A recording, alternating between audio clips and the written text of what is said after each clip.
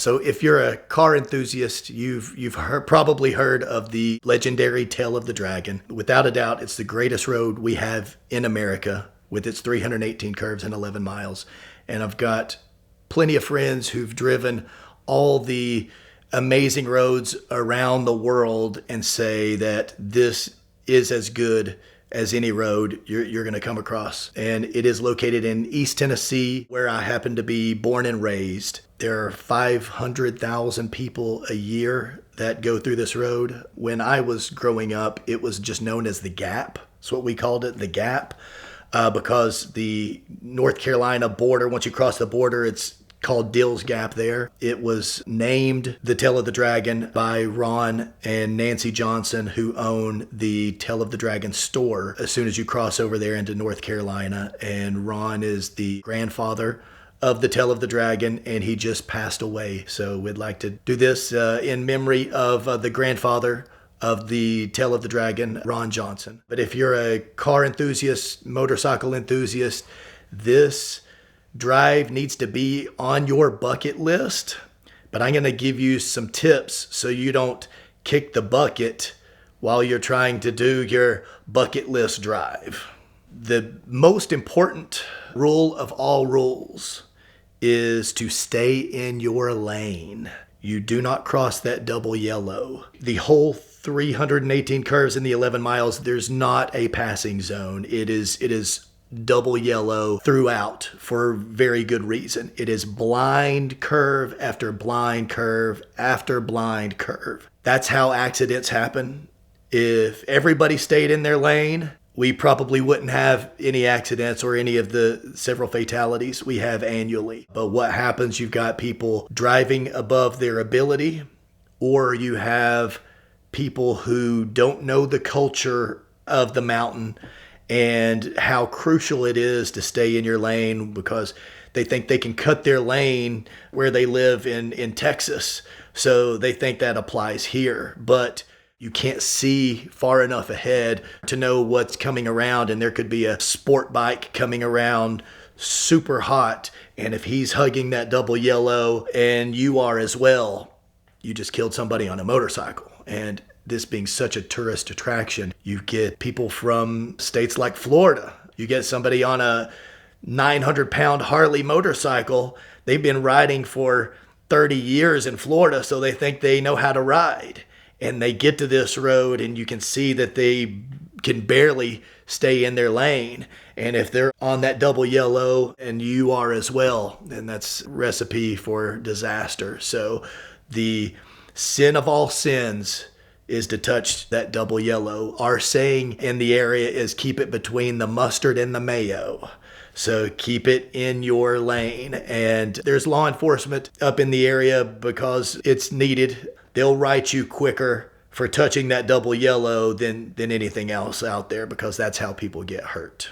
Tip number 2 is to always be alert. This isn't a road you can look down at your phone or play with your radio, which you're not going to have really a signal anyway. But you have to always be alert because you never know around that blind corner if there's an accident, if you've got wildlife out there. I've came across more bear really than anything, bears and bear cubs. One of my last drives of the year, around November. And it's like I came around the corner and I had to hot on the brakes to keep from hitting a bear. You see a lot of wild turkeys, some deer, and on nearby Foothills Parkway, I was leading a private drive and saw a mountain lion. I heard that they were in the area, never personally seen one until then, but this thing was freaking huge and it ran across the road while I'm leading a drive. Tip number 3 is to utilize the pull-offs. On the Dragon, there are 104 paved places to pull off. So those are very helpful and there for many reasons.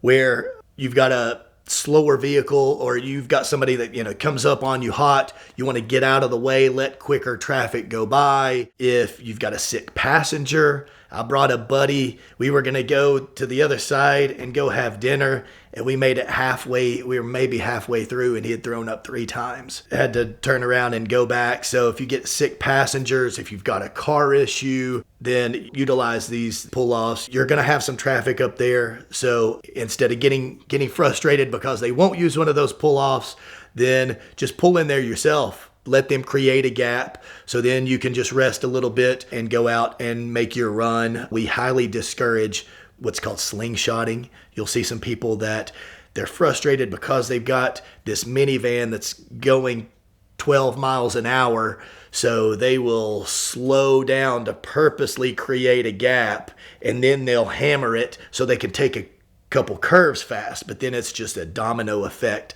of all the cars behind you slamming on your brakes. So that is highly discouraged. Tip number 4 is do not pass. There's nowhere to pass. And you may get stuck behind some slower traffic, but there is no safe opportunity to make a clean pass. If you're riding through bumper to bumper traffic on one of these crazy busy days, you're stuck behind a group of Harleys or a minivan, you'll see some sport bikes they'll pass and kind of work their way through to get around the traffic. But if you're in a car, you should never make a pass or attempt to make a pass on the Dragon. It's just going to lead to an issue, lead to an accident. Just don't attempt it. Use one of those pull-offs. Tip number 5 is the speed limit is 30. There are certain areas you will want to slow down because of pedestrians. So the Tabcat Bridge area, when you first get to the Dragon, there's a sign that says, warning, motorcycle high crash area next 11 miles. That's the start of the Dragon, or end, depending on which way you're going. And then at the North Carolina border, it says the same thing. But at that Tabcat Bridge area, they just painted like a blockage area so cars don't pull right up to the road, because there's a big pull off there. People will gather and they're walking around their cars. So you got pedestrians there at the start of the Dragon, and at the Dills Gap end where the Tail of the Dragon store is, there's also a crosswalk there, so they can cross over from the Tail of the Dragon store to Dills Gap Motorcycle Resort and General Store right there. So you got pedestrians, so you'll want to go slow through those areas. And there is an overlook, a scenic overlook. You'll have signs in both directions giving you a heads up that the scenic overlook is coming up, and you'll have people taking photos and walking across. So go slow through those areas. The speed limit is 30, and those areas, because they're pedestrians, you're going to have law enforcement there. So they are there running radar. When you're on 129 on the Tennessee side going to the Dragon, it's a 50 zone, goes down to a 40, and then as soon as you hit the Dragon, it's 30. And a lot of people don't see that, and they sit down at the bottom and pick people off as it goes along. Some of the county guys will run old school K-band radar that you're not expecting. And you'll see the Blount County Sheriff's Department there and the Tennessee Highway Patrol both patrol the Dragon, and you will have unmarked SUVs. You'll have motorcycle officers up there as well. So the speed limit is 30. Just go slow in those pedestrian areas, and as long as you don't cross the double yellow, that's way more important to them. That's what causes more accidents. But there is mile marker 7 on the Dragon is known as radar corner for a reason. So just be aware there. Tip number 6 is to check your tires. It's the only thing touching the road. Your tires are absolutely crucial. If your tires are more than 5 years old, if you're coming up from Texas or Florida on your 10-year-old tires, that's a recipe for disaster. Your tires are, can't say that enough, absolutely crucial. And inspect them before you come. Make sure you look at the inside, that you're not, the number of accidents I've seen, and then it's like, oh, I've got cords showing, but I looked on the outside and it was fine. But then after that extreme camber, all the insides on cords.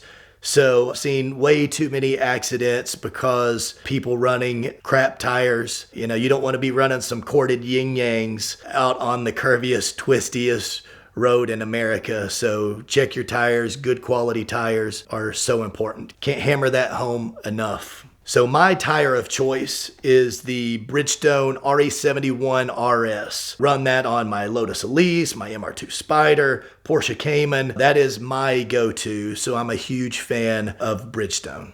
Tip number 7 would be to drive smoothly.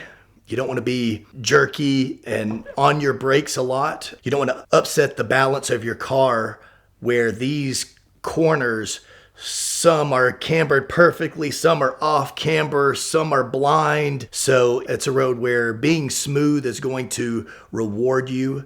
It's don't use a lot of brakes, trust the grip of your car. That being said, you can't trust the grip if you're running some crap tires. If you are stuck behind some traffic, which, it's going to happen. So what I tell people is, instead of getting frustrated, you're behind a pack of Harleys crawling at 6 miles an hour on the Dragon. Just see how far you can go without touching the brakes.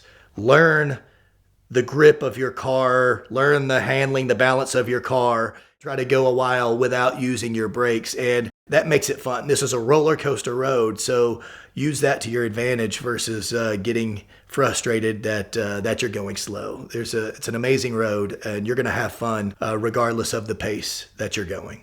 Tip number 8 is be prepared for no cell service.